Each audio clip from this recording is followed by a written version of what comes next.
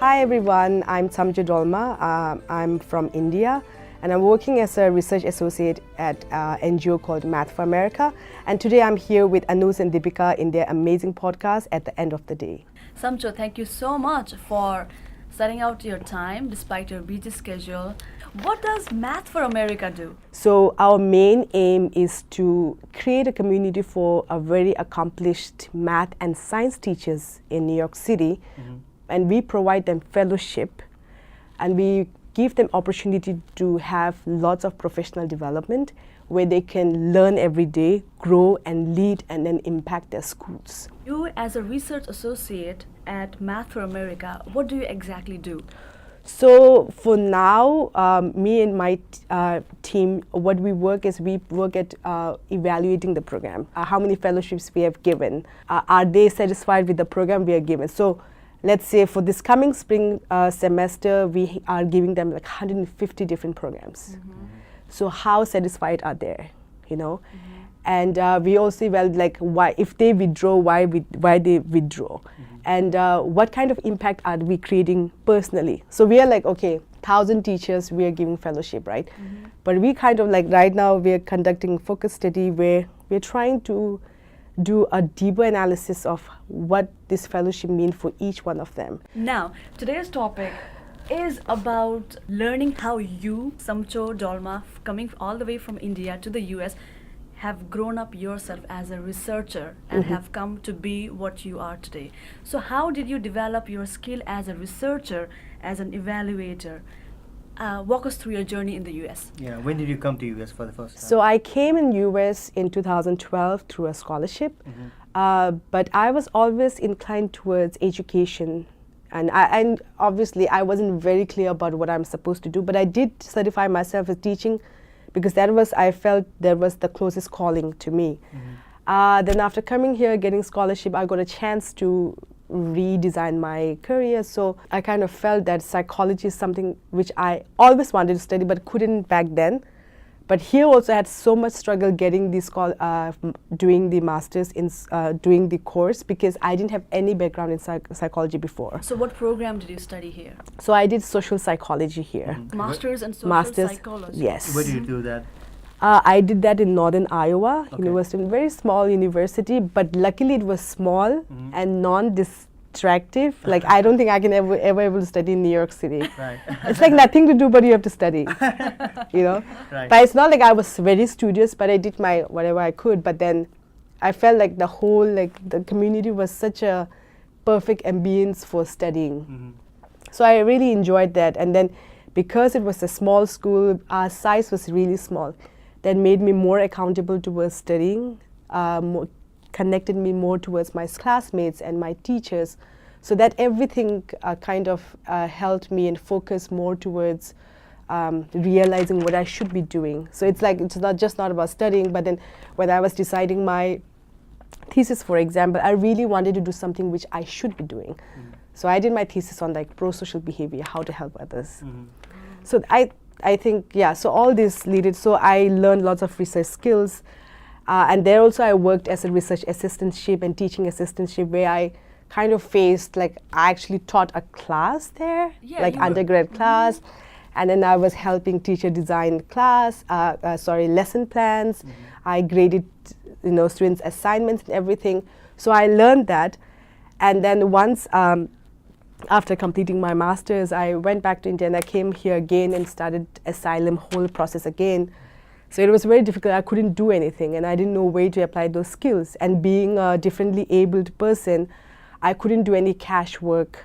Would you like to explain how you are differently abled? So I got this problem with my limbs, my whole four limbs.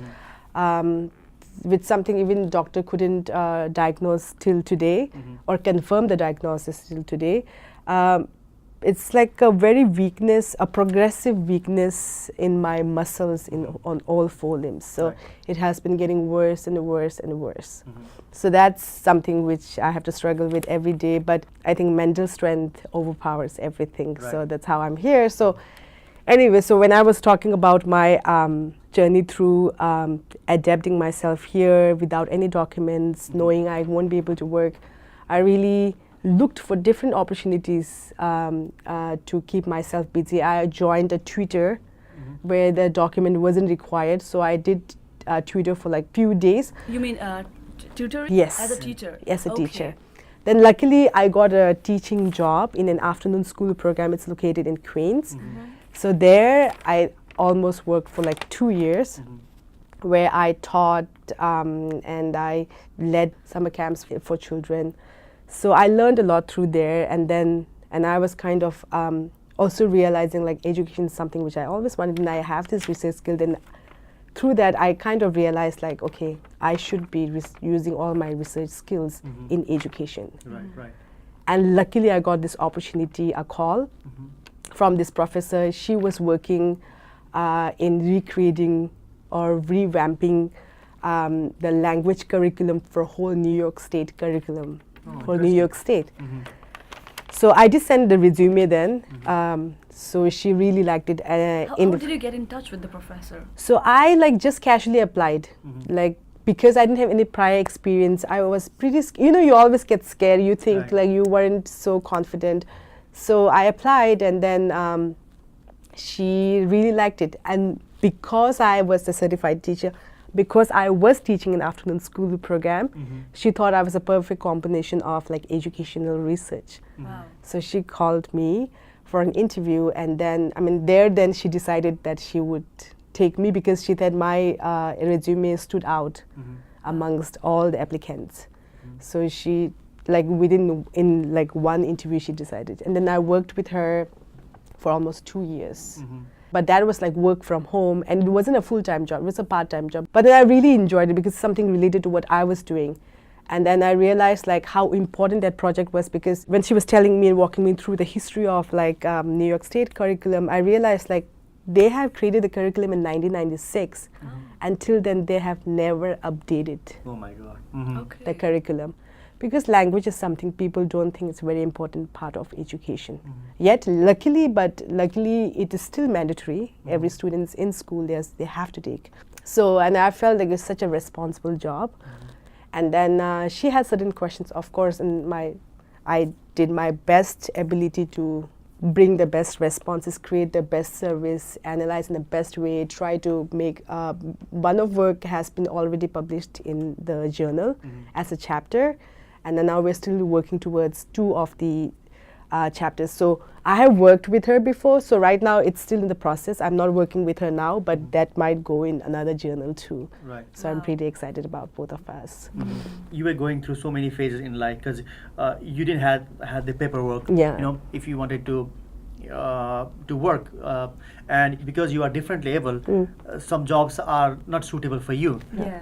Right. So help us understand how did you cope up with those situations mentally? I knew I wasn't going to be able to do like cash work or any Right. of that, but I did wanted to do something in a volunteer form. So, but I did apply. So I think I went for like Red Cross, their training and everything, and then they actually gave me a role too. But then it was so far. I wasn't earning even a penny, and then like even if I take a bus, I probably have to walk like I don't know how few more blocks.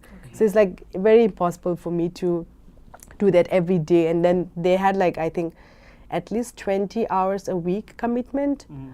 So that means like 4 hours a day, right? So that's like 4 days. So, and then I felt maybe I wouldn't be able to do it like walking every day. And then, Right. I mean, if I had money, I would just maybe go to the subway and then take a cab or something. So I couldn't do that. I was pretty sad about it.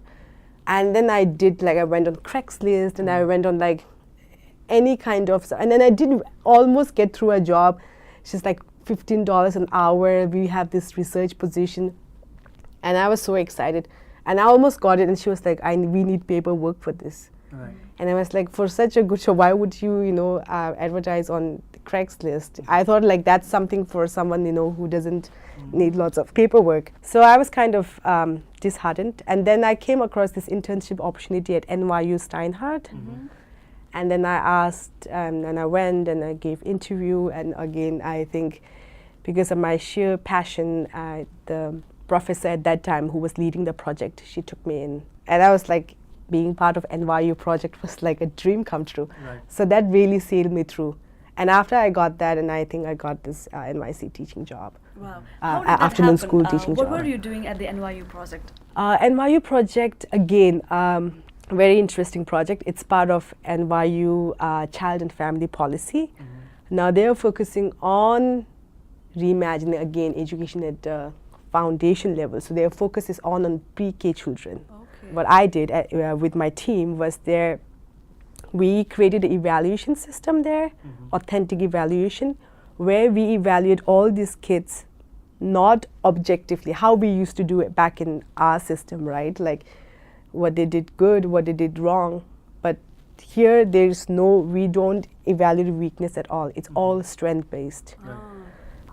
As you have been working on curriculum in the United States, were there any things that came as a huge shock to you in terms of what you are familiar with back home in India?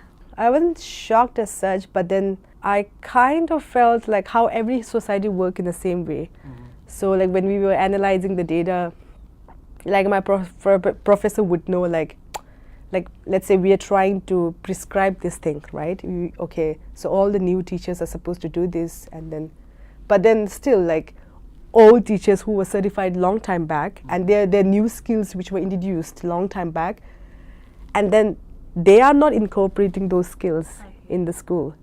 And we were like, which is fine, like because they weren't trained in that, but the new teachers who were trained with the new skills,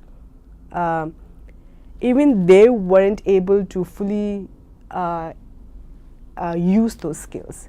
And they were kind of facing not criticism, but kind of like not very welcomed using these new skills. So I kind of felt like, okay, every society functions the same way in terms of like traditional and new and hesitant yeah, to accept new, the newness. Right. So now we have come to the end of the podcast. Is there anything else you want to share with our audience? who are looking for ways, seeking guidance to make a career in the US? Not to compromise on your passion. Of course, you will do your survival jobs, right? You can babysit, whatever.